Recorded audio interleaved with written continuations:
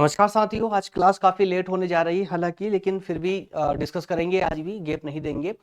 BA third year में model paper classes start कर चुके थे हम लोग 2026 के लिए ना, तो उसी क्लासेस को कंटिन्यू करते हुए आज हम डिस्कस करने जा रहे हैं जेंडर इकोनॉमी के एक बेहतरीन मॉडल पेपर पर। जी हाँ, 2026 के एक में जो भी स्टूडेंट थर्ड ईयर में एग्जाम देने के लिए जा रहे हैं, चाहे वो बीए वाले बच्चे हो या बीकॉम वाले बच्चे हो, तो जिनके भी सब्जेक्ट में सिलेबस में माफ कीजिएगा जेंडर इकोनॉमी है ना, जेंडर अर्थशास्त्र, वो बिल्कुल अब बिंदास हो जाइएगा। जो 15 क्वेश्चन मैं आज आपको देने जा रहा हूं ना, उससे बेहतर कोई क्वेश्चन हो ही नहीं सकता, याद रखिएगा। 2026 के एग्जाम के लिए सबसे बेहतर क्वेश्चन मैं आज दे रहा हूं। अगर आपने अभी तक पूरे साल भर अगर नहीं पढ़ा है या थोड़ा बहुत पढ़ भी रखा हो ना, तो भी आपको जो मैं आज क्वेश्चन दे रहा हूं, सिर्फ उन क्वेश्चनों पर पूरी ईमानदारी से तैयारी कर लीजिएगा, आपका 100% काम हो जाएगा। मैंने टाइटल में 95% डाल रखा है और ये कोई ऐसे ही कोई हवाबाजी नहीं है ना, वाकई में रिजल्ट रहा है। और नहीं यकीन हो तो 2025 का रिजल्ट उठा करके देख लीजिएगा।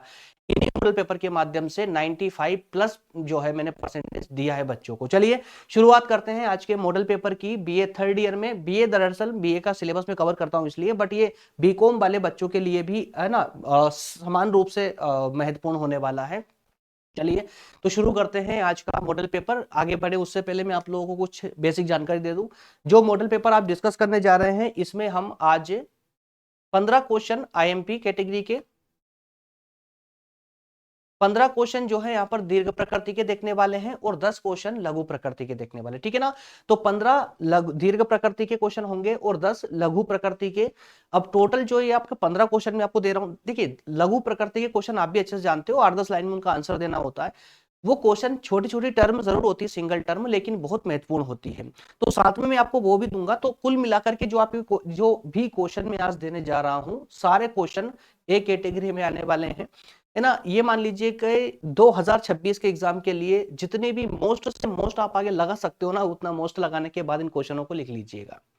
और हाँ, इन सभी क्वेश्चनों की कस्टमाइज नोट्स जो है, आप जिसे हम आंसर शीट बोलते हैं, वो भी अवेलेबल है। जिन छात्रों को भी चाहिए, थोड़ा सेशन के लास्ट में मैं आप लोगों को बताऊंगा ये नोट्स कैसे मिलेगी आप लोगों को। सिर्फ इसी के नहीं बल्कि ऑल सब्जेक्ट भी आपको मिल जाएंगे, एक कंप्लीट सिस्टमेटिक तरीके से बनाए गए नोट्स है ना। इसके अलावा फाउंडेशन की नोट्स भी अवेलेबल है चारों सब्जेक्ट की, ठीक है ना। भाषा हिंदी, इंग्लिश, व्यक्तित्व विकास और डिजिटल जागरूकता एक्सेट्रा। चलिए कैसे मिलेगी सब कुछ मैं सेशन के लास्ट में बताने वाला हूं। फिलहाल स्टार्ट करेंगे अपना आज का सेशन बिना कोई देर किए। लेते हैं आज का पहला क्वेश्चन। जी हाँ, पहला क्वेश्चन है जेंडर अध्ययन की संकल्प। जेंडर अर्थशास्त्र है ना, थोड़ा बहुत तो पढ़ा होगा आप लोगों ने या खोला ही नहीं है। हाँ, जो स्टूडेंट ऐसे हो ना जिन्होंने अभी तक इस सब्जेक्ट को खोल के भी नहीं देखा, लेकिन अभी अगले महीने एग्जाम देने जाना है, तो बिल्कुल मुझे कमेंट करके जरूर बताइएगा। ऐसे बच्चों का थोड़ा स्पेशल ट्रीटमेंट करना पड़ेगा, इसलिए ना वो थोड़ा बहुत भी अगर खोल के आपने एक आध यूनिट पढ़ भी रखी है ना, तो बहुत अच्छी बात है, आप क्वेश्चनों को आसानी से समझ पाएंगे। देखिए दोस्तों, पहला क्वेश्चन है, यहाँ पर जेंडर अध्ययन की संकल्पना को स्पष्ट कीजिए, इसके प्रमुख उद्देश्य, स्वरूप, अध्ययन क्षेत्र का विस्तार पूर्वक विवेचन कीजिए। एक मिनट, पेन का कलर चेंज करते हैं, ये परफेक्ट रहेगा ना। ठीक है, देखिए यहां पर एक तो पूछा गया आपसे जेंडर अध्ययन की संकल्पना, ठीक है। तो जेंडर अध्ययन क्या होता है और इसके उद्देश्य क्या है, स्वरूप क्या है और इसका अध्ययन क्षेत्र क्या है। यहां पर कुल मिलाकर आपसे 4 टर्म पूछी गई है ना, टर्म नंबर 1, 2, 3 और ये 4। 4 टर्म आप लोगों से यहां पर पूछी गई है और इसी प्रश्न को अथवा में अलग तरीके से लिखा है। प्रश्न वही है, देखिए क्या बोला गया है, समकालीन सामाजिक परिप्रेक्ष्य में जेंडर अध्ययन की प्रकृति और महत्व का विश्लेषण कीजिए और इसके अध्ययन क्षेत्र की रूपरेखा प्रस्तुत कीजिए। प्रश्न बिल्कुल वही है, सिर्फ उसकी स्टाइल बदल दी, पूछने का तरीका बदल दिया। अब जहां पर आपको जेंडर अध्ययन का स्वरूप बताना था, उस स्वरूप की अपेक्षा क्या बोल दिया उसने कि समकालीन समाज में, समकालीन मतलब उस समय के सामाजिक जो परिदृश्य में और उस समय के समाज में जेंडर अध्ययन का महत्व क्या रहा होगा, ये आपको बताना है। देशकालीन परिस्थितियों में उस समय उसकी आवश्यकता क्या रही होगी, ठीक है। और इसके अलावा है ना, जिसे हम प्रासंगिकता बोलते हैं, ठीक है। और साथ ही इसके अध्ययन क्षेत्र की रूपरेखा भी प्रस्तुत करनी है। तो कुल मिलाकर के यहां पर भी आपसे 3-4 बातें पूछी गई है। अब जो नए छात्र हैं, पहली बार सेशन को अटेंड कर रहे हैं मॉडल पेपर वाला, उनको वो एक बात समझ ले अच्छे से कि चाहे एग्जाम सेंटर हो, चाहे आप घर में पढ़ रहे हो, चाहे एग्जाम की तैयारी कर रहे हो या कुछ भी, आपको पढ़ना किस स्टाइल में है, विशेष रूप से प्रश्न को आप प्रश्न की जो है ना ये शुरुआत यहां से लेकर के यहां तक पर फोकस नहीं करना है आपको, शुरू से लेकर एंड तक नहीं, पूरे प्रश्न पर कोई फोकस नहीं करना है। आपका माइंड एक जगह सेट होना चाहिए। जब कोई क्वेश्चन पढ़ रहे होते हैं ना, तो उस क्वेश्चन को मतलब केचअप करने का एक तरीका होता है, और वो तरीका ये होता है कि प्रश्न जब पढ़ो तो आपका दिमाग अलर्ट होना चाहिए कि प्रश्न में क्या पूछा जा रहा है, और जो पूछा जा रहा है ना वहां पर जैसे आप पढ़ते पढ़ते पहुंचो ना, आपका दिमाग में एकदम एक क्लिक सा होना चाहिए, घंटे से बजनी चाहिए कि नहीं यार यही तो पूछा गया है प्रश्न में, तो दिमाग वहां पर आपका क्लिक होना चाहिए। मतलब कि जब इस प्रश्न को आपने पढ़ा तो उस समय संकल्पना पर आपका माइंड अलर्ट होना चाहिए, वहीं उद्देश्य पर, स्वरूप पर और अध्ययन क्षेत्र पर, क्योंकि ये बुलेट पॉइंट है, ये कीवर्ड है जो आप लोगों से पूछे जा रहे हैं। और जब आप ये कीवर्ड पर कैच करना चालू शुरू कर देते हो ना, ये प्रैक्टिस से आएगा ना, एकदम से नहीं आएगा, प्रैक्टिस से आएगा। तो जब ये कीवर्ड पर आप कैच करना शुरू कर देते हो ना, तो इससे क्या होता है कि जब एग्जाम में आप क्वेश्चन पढ़ते हो ना, तो वहां या 2 या 3 बार पढ़ने की जरूरत नहीं पड़ती है, एक ही बार में क्वेश्चन पढ़ोगे और उसका सही आंसर भी दोगे। लेकिन अधिकतम 99% तो हमसे प्रॉब्लम यही हो जाती है कि हम क्वेश्चन को ठीक से समझ ही नहीं पाते, और यही कारण होता है कि हम आंसर ठीक से लिख नहीं पाते, और लिख भी दिया तो नंबर अच्छे से नहीं मिलते। या कभी कभी जो प्रश्न का आंसर हम अच्छे से पढ़ के गए थे, बहुत अच्छे से पढ़ रखा है, लेकिन वह प्रश्न कुछ इस स्टाइल में पूछ लिया कि हम कंफ्यूज हो गए और छोड़ करके आ गए। अधिकतम ये गलतियां होती, घर आने के बाद पता चलता है कि यार ये तो वही प्रश्न था जो मैंने पढ़ा था, है ना। तो ये इस गलती से आप एक ही तरीके से बच सकते हो, प्रश्न को पढ़ते समय उसके कीवर्ड पर फोकस करें कि प्रश्न में पूछा क्या जा रहा है। बाकी सारे प्रश्न को छोड़िए, कोई मतलब का नहीं है, बस प्रश्न पर कीवर्ड पर फोकस कीजिए, ध्यान दीजिए। वही अगला प्रश्न होगा इसका, ध्यान सुनिएगा अगला प्रश्न, क्योंकि इकोनॉमी के प्रश्न है दोस्तों, बहुत ज्यादा ध्यान से आप लोगों को सुनना पड़ेगा। देखिए, प्राचीन वैदिक काल से समकालीन समय तक, कहां से, अब यहां पर बोला गया है प्राचीन वैदिक काल से, कहां से, वैदिक काल से, वेदों के समय से समकालीन समय तक, इसको मध्यकाल मान लीजिए, समकालीन समय तक भारतीय समाज में महिलाओं की सामाजिक, आर्थिक और शैक्षणिक स्थिति का क्रमिक विश्लेषण कीजिए। अब देखिए दोस्तों, अब यहां अर्थशास्त्र पढ़ रहे हो, लेकिन कुछ कहीं कहीं झलक आपको इतिहास की देखने को मिलेगी। क्या पूछ लेंगे इस प्रश्न में, इसने कहा है कि भैया वेदों के समय से लेकर के मध्यकाल तक इस बीच, इस पूरे दौरान, इस समय काल में महिलाओं की सामाजिक स्थिति, आर्थिक स्थिति और शैक्षणिक स्थिति किस प्रकार की थी, पूरे क्रम से वर्णन करो, क्रम से लिखिए। विभिन्न कालखंडों में आए परिवर्तन, अब इसमें यह भी सिर्फ वर्णन ही नहीं करना है, साथ ही साथ में आपको यह भी बताना है कि किस किस समय में क्या क्या परिवर्तन इनकी स्थिति में हुआ है। अब देखिए, इसी प्रश्न को अथवा में पूछा गया है, क्या बोला गया है कि भारतीय समाज में महिलाओं की स्थिति का ऐतिहासिक समाजशास्त्री परिप्रेक्ष्य में विवेचन कीजिए। अब देखिए, कितने सुंदर शब्दों में आप लोगों से पूछ लिया गया, लेकिन आप कंफ्यूज हो जाओगे। ऐतिहासिक वर्णन, ऐतिहासिक वर्णन का मतलब क्या होता है? अरे भाई, आपको उस महिलाओं की स्थिति का ऐतिहासिक वर्णन यानी कि उनकी इतिहास के बारे में बताना है, उनकी स्थिति के बारे में बताना है। समाजशास्त्री परिप्रेक्ष्य में स्पष्ट बोल दिया, समाजशास्त्री परिप्रेक्ष्य में समाज के क्षेत्र में आपको बताना है, तो समाज के क्षेत्र में यानी कि समाज की स्थिति, और जब समाज की स्थिति की हम बात करते हैं तो आर्थिक स्थिति और शैक्षणिक स्थिति अपने आप आती है ना। और यह महिलाओं की स्पेशल बात कर रहे हैं, इसका मतलब ये जेंडर पर आधारित है, ये विश्लेषण हमारा जेंडर पर आधारित है। अगर जेंडर पर आधारित नहीं होता तो हम सिर्फ महिलाओं की बात क्यों करते, उसमें पुरुषों की बात भी करते। तो ये, तो वर्तमान समय में महिला सशक्तिकरण की दिशा में कौन कौन से प्रयास हम या हमारी सरकार कर रही है, उन पर भी हमें यहाँ पर मूल्यांकन उनका भी करना पड़ेगा। अब मूल्यांकन का मतलब भी ये मत समझ लीजिए कि उनका अर्थ बताना है या एक दिशा में चलते हुए बस उसके बारे में समझाना, नहीं। मूल्यांकन का सही मतलब होता है कि आप ये बताइए कौन कौन से प्रयास किए जा रहे हैं, पहले आपने बता दिया, उसके बाद में आप अगली लाइन में बताएंगे कि ये प्रयास किस हद तक, किस सीमा तक सही प्रयास है, और कहीं अगर कमी है तो उस कमी को कैसे सुधारा जा सकता है, ये भी आप ही को बताना है। अगर आपने किसी प्रयास में कमी बताई तो उसमें सुधार की दिशा भी आपको ही तय करनी है, उसे हम मूल्यांकन कहते हैं। तो मूल्यांकन, ये छोटे छोटे शब्दों के चक्कर में ना हमारा पूरा उत्तर गलत हो जाता है एग्जाम में, ध्यान दीजिए इन शब्दों पर, है ना। तो मूल्यांकन, जब भी आपके प्रश्न में मूल्यांकन आए, मतलब समझ जाइएगा कि वो आपके दिमाग से कसरत करवाना चाह रहा है। आप अपनी सलाह देंगे, पहले पूरा उसको कॉन्सेप्ट लिखेंगे, उसके बाद अपनी सलाह भी देंगे, और अगर उसमें कोई कमी है तो उसमें सुधार के रास्ते भी आप लोगों को बताना है। अच्छा, इस प्रश्न के अलावा इस प्रश्न में अगर एग्जाम में आता है तो कैसे आप राइट कर सकते हो? ऊपर वाला प्रश्न तो स्पष्ट था, सिंपल था। यहाँ पर आपको जो है ना ये 3-4 शब्दों में जो है क्रम आपको देना है वहां पर। लेकिन अगर ये दूसरा प्रश्न आता है तो किस प्रकार से आपका एक आंसर राइटिंग का एक तरीका होना चाहिए था, तो जरा सुनिए। इस प्रश्न में आप क्या करेंगे, इस प्रश्न में केवल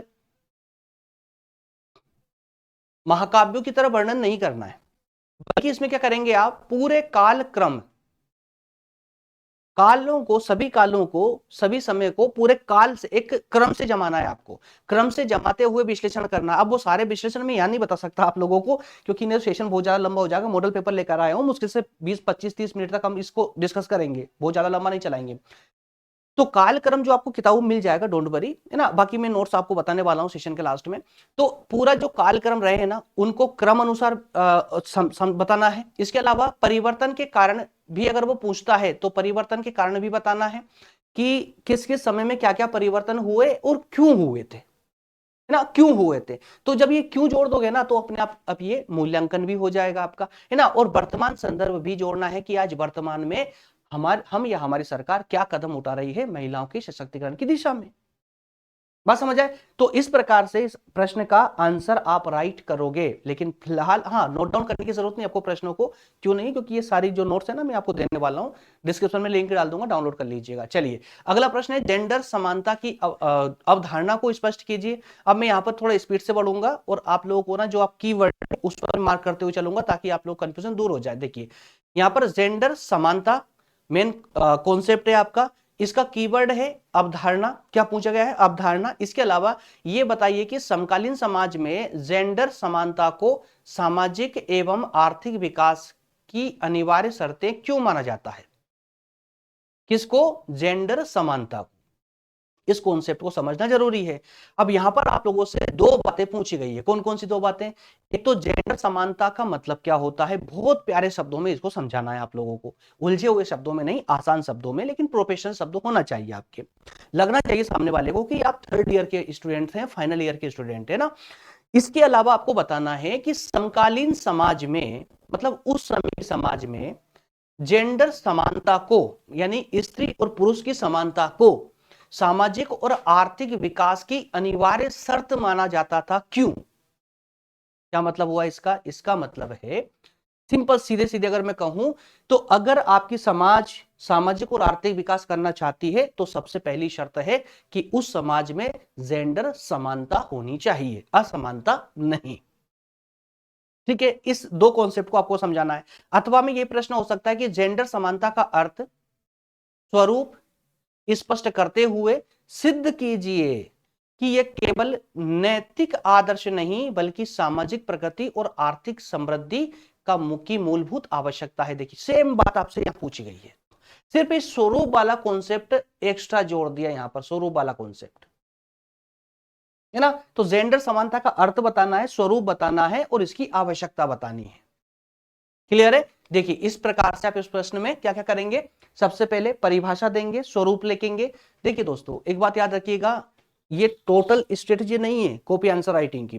टोटल स्ट्रेटजी अगर आप देखना चाहते हैं, आपका सब्जेक्ट हो या ना हो, कल जो मैंने आपको मॉडल पेपर दिया था, मैं बार बार नहीं बताऊंगा, टाइम बहुत लग जाता उसमें। कल मॉडल पेपर दिया था मैंने आप लोगों को, वृद्धि एवं विकास के अर्थशास्त्र। उस वीडियो को आप लोग है ना स्टार्टिंग का 10 मिनट देख लीजिए, आपको पूरी स्ट्रेटजी समझ जाएगी कि आपका एक आंसर जो है ना एक व्यवस्थित फॉर्मेट में कैसा लिखा होना चाहिए। अगर आप बहुत अच्छे नंबर लाना चाहते हैं, तो सिर्फ पास ही होना चाहते हैं ना, तो फिर करिए जो आप अभी तक आप करते आए हैं, कोई दिक्कत नहीं है। तो सबसे पहले परिभाषा देंगे, ये भी कुछ अलग अलग पार्ट्स में बटा होगा। बेसिकली जो मेन जो बेसिक जो आपका क्वेश्चन होता है ना, आंसर जो होता है आपका क्वेश्चन का, वो 3 भागों में विशेष रूप से बटा होता है। बेसिक बता रहा हूं मैं, सामान्यतः है। सबसे पहला भाग होता है भूमिका या व्याख्या में, भूमिका या व्याख्या में, ठीक है, या फिर भूमिका लिख दीजिए यहां पर, ठीक है। उसके बाद में दूसरा भाग होता है आपके आंसर का, क्या होता है? मुख्य भाग। मुख्य भाग, मुख्य भाग यानी जो आपसे प्रश्न में पूछा गया है, उसमें वो जितने भी कॉन्सेप्ट पूछे गए हो, 1 2 3 4 5 इस प्रकार से। और लास्ट में होता है एक बहुत प्यारा सा निष्कर्ष, ठीक है ना, निष्कर्ष। ये 3 पार्ट होते हैं किसी भी प्रश्न के उत्तर के। तो शुरुआत इस तरह ही करना, लेकिन क्या क्या शामिल करना है तो ध्यान सुनिएगा। परिभाषा स्वरूप ध्यान करना है, तर्कपूर्ण व्याख्या देनी है। जो अवधारणा पूछी गई आप लोगों से वो तर्कपूर्ण होना चाहिए, ऐसा नहीं कि कुछ भी दिमाग में आया और छाप के आ गए, ऐसा नहीं है। सामाजिक आर्थिक संदर्भ है ना, तीनों की अपेक्षा भी इसमें करते हुए आगे बढ़ना है। तो सर ये संदर्भ आपको सामाजिक और आर्थिक और शैक्षणिक संदर्भ को भी जोड़ने का प्रयास कीजिएगा। चलिए अगले प्रश्न की ओर बढ़ते हैं। अगला प्रश्न है जनांकिकी का, है ना, डेमोग्राफी। क्या होती है डेमोग्राफी, जरा सुन लीजिए, फिर थोड़ा सा भी 5-6 प्रश्न पर थोड़ा डिटेल में बात करेंगे, उसके बाद में थोड़ा है ना बुलेट ट्रेन की तरह आगे बढ़ेंगे ताकि टाइम कम लगे। जनांकिकी यानी डेमोग्राफी, तो डेमोग्राफी की संकल्पना को बताना है। पहला कॉन्सेप्ट है आपका, भारत के संदर्भ में महिला जनांकिकी की प्रमुख विशेषताओं एवं प्रवृत्तियों का विश्लेषण कीजिए। विशेषताएं और प्रवृत्तियां बतानी है और महिला जनांकिकी है ना वो संकल्पना बतानी है। तो जनांकिकी की संकल्पना क्या है, महिला जनांकिकी की प्रमुख विशेषताएं और उसकी प्रवृत्ति। क्लियर है, 3 कॉन्सेप्ट, 3 बुलेट पॉइंट यहां पर आपको देखने को मिले। इसी प्रश्न को बोला जाए तो जनांकिकी का अर्थ क्षेत्र, भारत में महिला जनसंख्या की संरचना, लिंगानुपात, साक्षरता और स्वास्थ्य संबंधी विशेषताओं का वर्णन। ये सारे कीवर्ड है दोस्तों, सारे कीवर्ड है, एक भी कीवर्ड को मिस नहीं करना। मैं ये नहीं बोल रहा हूं कि एक प्रश्न भी मिस नहीं करना। एक प्रश्न यानी कि एक प्रश्न के अंदर अगर आप जब डिटेल में पढ़ोगे ना तो 5 से 6 कीवर्ड आपको देखने को मिलते हैं। और सारा जो खेल होता है ना आपके एग्जाम में, आपके दिमाग में ये होता है कि मुझे एक क्वेश्चन छोड़कर आ गए या 2 क्वेश्चन छोड़कर आ गए। नहीं दोस्तों, कौन सा क्वेश्चन छोड़ना है, कौन सा क्वेश्चन अटेम्प्ट करना है, यहां पर भी एक स्ट्रॉन्ग वाली मानसिकता लगती है, स्ट्रॉन्ग वाली। और इसी मानसिकता के माध्यम से आप वहां पर टाइम बचा भी सकते हो, टाइम भी सेव कर सकते हो। पहले प्रश्न को करने की एक आदत होना चाहिए कि ये देखने की एक कला होना चाहिए आपके पास कि कौन सा प्रश्न जो ऐसा है जिसमें ज्यादा कीवर्ड पूछे गए हैं, ज्यादा बातें पूछी गई है। जिसमें ज्यादा पूछा गया हो मतलब यानी कि वो जो प्रश्न है आपका समय ज्यादा लेगा, लेकिन उसका जो कॉन्सेप्ट कंटेंट है ना वो बहुत ज्यादा मिल जाएगा आपको लिखने के लिए। लेकिन कुछ प्रश्न ऐसे होते हैं 10-15 नंबर में ही आएगा कुछ ऐसा प्रश्न जिसमें 1 या 2 बातें पूछी गई होगी, तो वो समय तो कम मिलेगा, लेकिन सीधी बात है कॉन्सेप्ट भी उसमें कंटेंट जो मिलेगा ना वो भी बहुत कम मिलेगा, है ना, कंटेंट बहुत कम मिलेगा। इसलिए थोड़ी सी चालाकी भी दिखाना जरूरी है एग्जाम सेंटर में। तो कीवर्ड एक भी नहीं छोड़ना है, एक भी प्रश्न तो छोड़ना ही नहीं है, लेकिन किसी भी प्रश्न का एक भी कीवर्ड नहीं छोड़ना है। किताब में नहीं मिल रहा है ना, गूगल कर लीजिए, लेकिन तैयारी हर हालत में करना है आप लोगों को, हर स्तर पे आकर करना है अगर ईमानदारी आप दिखा रहे हो तो। चलिए अगले प्रश्न की ओर बढ़ते हैं। इस प्रश्न में वो सेम रहेगा, है ना, परिभाषा, क्षेत्र, है ना, विशेषताएं, विश्लेषणात्मक दृष्टि से तीनों को शामिल भी करना है आपको, ठीक है ना। चलिए अगला प्रश्न है प्रजननता। यहां पर जो है ना फर्टिलिटी की हम बात करेंगे। अब प्रजननता की संकल्पना को स्पष्ट करना है, इसमें सामाजिक, आर्थिक और जैविक निर्धारित तत्वों का वर्णन करना है। तो सिंपल सा प्रश्न, इसमें कुछ भी उलझन नहीं है। एक तो प्रजननता होती क्या, फर्टिलिटी होती क्या है ये बताना है आप लोगों को, उसके बाद में इसके सामाजिक, आर्थिक और जैविक जो तत्व है उन तत्वों का वर्णन करना है। अथवा में प्रश्न है प्रजननता का अर्थ, स्वरूप, है ना, और प्रजननता को प्रभावित करने वाले प्रमुख जनांकिकी, सामाजिक और सांस्कृतिक कारक कौन कौन से हैं ये बताइए। ठीक है, तो यहां पर जो कारक बताओगे आप, तत्व बताओगे प्रभावित करने वाले कारक या तत्व, तो उसमें आप शामिल होना चाहिए जनांकिकीय तत्व, सामाजिक तत्व और सांस्कृतिक तत्व। क्लियर है, चलिए आगे बढ़ते हैं। अगला प्रश्न देखिए जरा, अगला प्रश्न है महिलाओं की स्वास्थ्य स्थिति और महिलाओं की स्वास्थ्य स्थिति अब कौन से परिप्रेक्ष्य में बताना है। यहां अब देखिए प्रश्न में अगर नहीं कहा गया है कि देखिए स्वास्थ्य स्थिति बताना महिलाओं की, लेकिन प्रश्न में नहीं है कि कब की बताना है, प्राचीन समय की, मध्यकालीन की, वर्तमान की या ऑल ओवर, कुछ भी नहीं लिखा हुआ ना, तो फिर डाल दीजिए अपने आप से 2-4 लाइन डालिए प्राचीन समय की, फिर मध्यकाल की डाल दीजिए और फिर भर भर के लिख दीजिए वर्तमान की, क्योंकि वर्तमान में हम जीते हैं तो वर्तमान की योजनाओं का भी हमें अच्छे से पता होता है कि अभी महिलाओं को सशक्त करने के लिए कौन कौन से कदम हमारी सरकार उठा रही है फिलहाल, है ना। तो महिलाओं की स्वास्थ्य स्थिति के बारे में बताइए और स्वास्थ्य को प्रभावित करने वाले कारकों का वर्णन कीजिए। 2 बातें आपसे इस प्रश्न में। अगला प्रश्न है भारतीय परिप्रेक्ष्य में महिलाओं की स्वास्थ्य स्थिति का समग्र विश्लेषण, सेम पूछा गया है, सेम है, कोई डिफरेंस नहीं है। साथ ही महिलाओं के स्वास्थ्य को प्रभावित करने वाले कारक, महिलाओं को प्रभावित करने वाले कारक सेम है, लेकिन बस यहाँ पर स्पष्ट कर दिया आप लोगों को कि जब आप कारकों की बात करें तो ऐसे कारक कौन कौन से होना चाहिए, सामाजिक होना चाहिए, आर्थिक होना चाहिए, सांस्कृतिक होना चाहिए और पोषण से संबंधित होना चाहिए। 4 प्रकार के कारक कम से कम होना चाहिए, 5 व 6 जोड़ दोगे तो एग्जामिनर को कोई तकलीफ नहीं है। ठीक है, चलिए आगे बढ़ते हैं। अगला प्रश्न है, प्रश्न नंबर 7 है, भारतीय अर्थव्यवस्था में महिलाओं की आर्थिक भागीदारी का क्षेत्रवार विश्लेषण कीजिए। कितना प्यारा प्रश्न पूछा गया है भाई, हमारी अर्थव्यवस्था में, हमारी इकोनॉमी में महिलाओं की क्या भागीदारी है, क्षेत्र के आधार पर बताइए, क्षेत्र के आधार पर बताइए। कृषि, उद्योग, सेवा क्षेत्र, इनमें महिलाओं का क्या योगदान है, क्या भूमिका है, इसका मूल्यांकन भी आप लोगों को करना है। ठीक है, तो कृषि में कितना योगदान है महिलाओं का, उद्योग क्षेत्र में कितना योगदान है, या सेवा क्षेत्र में क्या योगदान है, कितना योगदान है, यह भी आपको बताना है। अथवा में यही प्रश्न है कि भारत के विभिन्न आर्थिक क्षेत्रों, कृषि, उद्योग एवं सेवा में महिलाओं की भागीदारी, एक सेम प्रश्न है, सिर्फ चुनौतियों को जोड़ दिया गया है, चुनौतियां अलग से दे दी गई है। जब महिलाएं इन अलग अलग क्षेत्रों में जाकर के अपने वर्क को परफॉर्म करती है तो उनके सामने कौन कौन सी समस्याएं आ जाती है, कौन कौन सी चुनौतियों का सामना उनको करना पड़ता है, ये आपको यहां पर विस्तार से एक्स्ट्रा पॉइंट के माध्यम से बताना पड़ेगा। क्लियर हो रहा है ना? चलिए आगे बढ़ते हैं। प्रश्न नंबर 8 को जरा देखिए, है ना, ये सारे 2026 एग्जाम के लिए एकदम गांड बांध लीजिएगा, मतलब इससे बाहर पेपर का क्वेश्चन नहीं जाने वाला है। चलिए प्रश्न नंबर 8 को देखिए, राष्ट्रीय आय की संकल्पना को स्पष्ट करते हुए भारत के संदर्भ में राष्ट्रीय आय के सृजन में महिलाओं की प्रत्यक्ष और अप्रत्यक्ष भूमिका का एकदम आसान सा प्रश्न, कुछ भी टफ नहीं है, सिंपल सा प्रश्न है।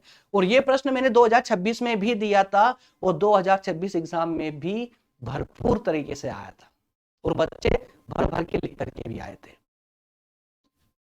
इनमें से 80% ऐसे क्वेश्चन हैं जो 2025 में आए थे, है ना, और उनको मैंने चेंज भी नहीं किया। सिर्फ 20% जो इस बार का सिलेबस है ना वो चेंज है, मॉडल पेपर विशेष रूप से मेरा, आपके सिलेबस में कोई परिवर्तन नहीं हुआ है, लेकिन 2026 के अकॉर्डिंग मैंने सिर्फ 20% चेंज किया है इस वाले सब्जेक्ट में।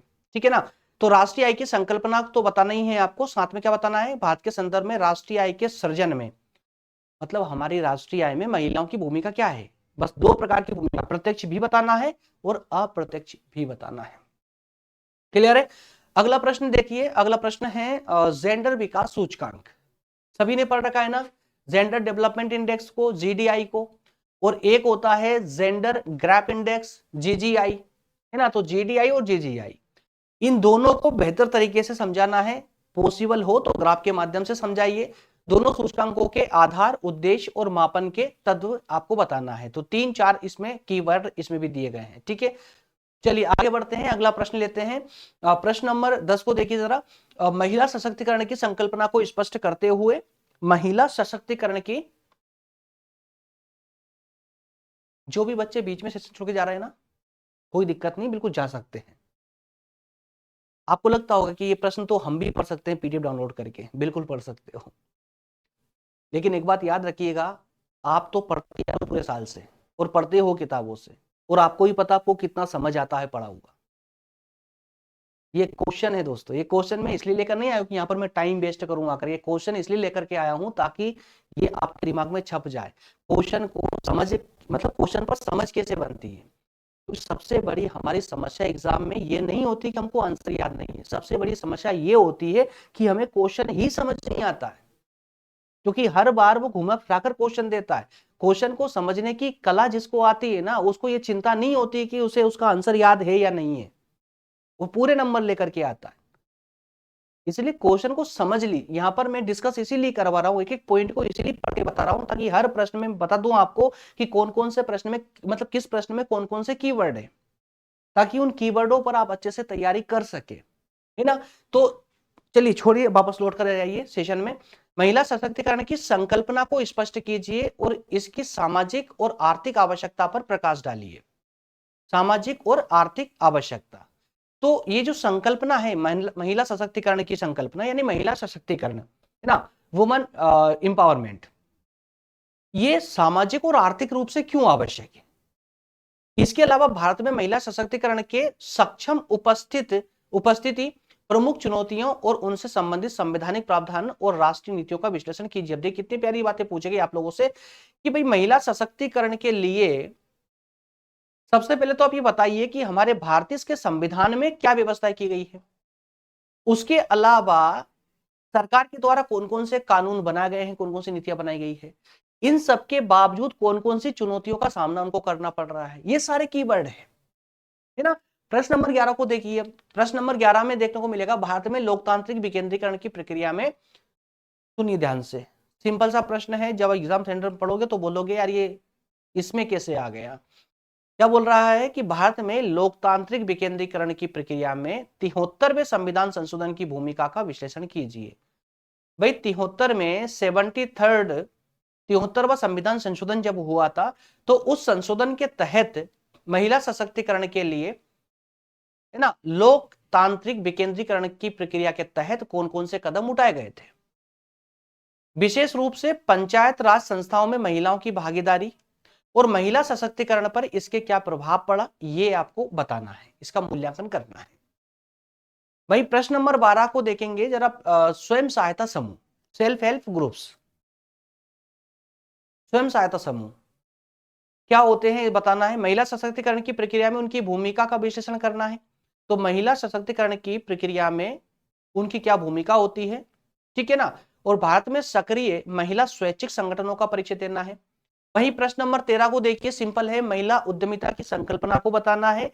समकालीन भारतीय अर्थव्यवस्था में महिला उद्यमिता की आवश्यकता और उनके सामाजिक आर्थिक महत्व का विश्लेषण करना है। भाई जो भी महिलाएं अपने स्तर पर, है ना, उद्यमी बनी हुई है तो उनकी आवश्यकता क्यों है, समाज को आर्थिक रूप से बताना है, सामाजिक रूप से भी बताना है, और साथ ही साथ में महिला उद्यमिता की संकल्पना को समझाना है। 2-3 कॉन्सेप्ट पूछे गए हैं।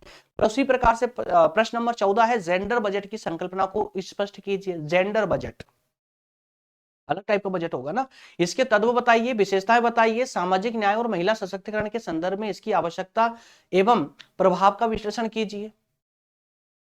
ठीक, इन सब के अलावा लास्ट वाला प्रश्न है आपका दीर्घ प्रकृति में कि भारत में राष्ट्रीय महिला आयोग के गठन की पृष्ठभूमि एवं उद्देश्यों का वर्णन कीजिए। इसके प्रमुख कार्यों एवं अधिकारों का विश्लेषण भी कीजिए। कितना प्यारा प्रश्न है। और इसी प्रश्न को देखिए यहाँ पर अथवा में कैसे बोल रहा है, वो राष्ट्रीय महिला आयोग की स्थापना, संरचना, शक्तियों एवं कार्य प्रणाली पर एक अच्छी सी टिप्पणी लिखी है। तो प्रश्नों को समझ गए तो सारी कहानी एकदम क्लियर है, प्रश्न समझ नहीं आया तो वहीं उलझ कर रह जाओगे। चलिए फटाफट से ना ये 10-11 प्रश्न आपके लघु प्रकृति के, जिन जो सिंगल टर्म पर बात करते हैं, सिंगल टर्म पर, है ना। जैसे पहला प्रश्न क्या बोलता है कि भारत में महिला अध्ययन केंद्रों की भूमिका और महिला अध्ययन की नवीन प्रवृत्ति को समझाइए। तो यहां पर बेसिकली दो छोटे छोटे पॉइंट आपसे यहां पर पूछ लिए गए हैं। कौन कौन से पॉइंट है, महिला अध्ययन केंद्रों की भूमिका और महिला अध्ययन की नवीन प्रवृत्ति, नवीन प्रवृत्ति क्या रही है वो समझाइए। प्रश्न नंबर 2 में जेंडर, है ना, जेंडर यानी लैंगिक असमानता क्या होती है और इसके कारण बताने हैं।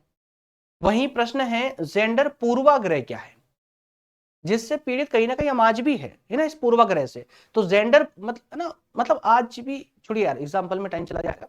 जेंडर पूर्वाग्रह, जेंडर पूर्वाग्रह और खराब स्वास्थ्य को, जेंडर पूर्वाग्रह और खराब स्वास्थ्य को समझाइए। ये तीनों एक दूसरे से जुड़े हुए हैं। जेंडर पूर्वाग्रह थोड़ा सा पढ़ोगे ना, बड़ा इंटरेस्ट आएगा, मजा आएगा पढ़ने में, क्योंकि इस बीमारी से आप भी ग्रसित हो, संभवतः है। आज भी भारत में ना 90% भारत की जनसंख्या इस जेंडर पूर्वाग्रह से ग्रसित है। जी हाँ, भारत में महिलाओं के उत्थान में शिक्षा की भूमिका, शिक्षा की क्या भूमिका है महिलाओं को ऊपर उठाने में। वहीं मैत्रेयी, गार्गी, है ना, लोपामुद्रा, रानी लक्ष्मीबाई। अब इतना टेंशन मत लेना सर एक ही लघु प्रकृति के प्रश्न में इतना कुछ पूछा जाएगा क्या, नहीं यार ऐसा नहीं है। इनमें से किसी एक को पूछा जाएगा आप लोगों से, है ना, लेकिन आपको ये सब पढ़ना है, ये सब पढ़ना है, ठीक है, इन सभी के बारे में अध्ययन करना है। अगला प्रश्न क्या है, गृह प्रबंधन की अवधारणा क्या होता है भाई, गृह प्रबंधन और इसका मूल्यांकन कीजिए। वही संगठित और असंगठित क्षेत्र में महिला कार्य सहभागिता का उल्लेख कीजिए। वहीं जेंडर मुद्दे सतत विकास, लक्ष्य पर टिप्पणी लिखिए, जेंडर के मुद्दे और सतत विकास पर, ठीक है। महिला सशक्तिकरण के लिए अलग अलग जो कल्याणकारी योजनाएं होती है उनको बताइए। भारतीय लघु उद्योग में विकास बैंक क्या होते हैं और इसके कार्य बताइए। आर्थिक निर्णय और नियंत्रण में महिलाओं की क्या भूमिका होती, ये सारे प्रश्न। अब अगर आपने ये सारे प्रश्नों पर, मैं फिर से रिपीट कर दूं शुरू से, अगर आप लोगों जितने प्रश्न मैंने आपको दिए हैं, इस सारे प्रश्न अगर आपने अच्छे से कंठस्थ कर लिए चाहे वो कहीं से भी करो। मैं ये नहीं बोलता हूँ कि आप मेरे पास आइए नोट्स कीजिए तभी कीजिए, नहीं यार, आप अपनी किताब से भी कर सकते हो, उसमें भी आंसर मिल जाएंगे। नहीं मिले तो कुछ चुटपुट है ना, तो आप गूगल से भी ले सकते हो, उसको थोड़ी मेहनत करनी पड़ेगी, नोट डाउन करना पड़ेगा। ये सारी व्यवस्था करके कैसे भी करके आप साम दाम दंड भेद कुछ भी लगाइए, पर जो प्रश्न मैंने आपको दिए हैं 15+11, इन प्रश्नों पर अब जी जान लगाकर तैयारी करना शुरू कर दीजिए, और ये मेरी गारंटी से बाहर तो नहीं जाएगा, है ना। 2026 का एग्जाम आपका बेहतर होगा अगर आपने इन प्रश्नों की तैयारी बेहतर तरीके से की तो।